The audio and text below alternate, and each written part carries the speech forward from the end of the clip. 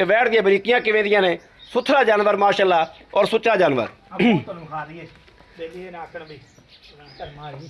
मुंह खोलो भाई। और जनाब 20 नंबर कह के आवाज मारो। इधर आओ कर मारी हो जा। आ देखो दुध वाली है जनाब, आ दुध वाली दंदियां, ए दुध वाली दंदियां जनाब ओवें मौजूद गारंटी खीरी दी गारंटी है भाई। मदर कह रहे ने खीरी दी गारंटी है जनाब। और जनाब बाकी वैड़ वीरां दे सामने खलोती है। असल बंदा चुआई वाला है कोई नहीं भाई। मदर नूं चोणी नहीं आंदी। उन्हां दी जनाब भाई थ्रैशर लगी है, दाने निकलते ने। और जनाब ओ चुआई वाला बंदा उत्थे आ।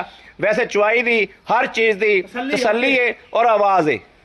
अल्लाह दे फजल नाल जिवें हमेशा दी आवाज़ होंदी है भाई। मतलब तुसीं थन तो पास कर ही लोगे माड़े मोटे थान कर लांगे। बस हिलता विखा दिंदे आ।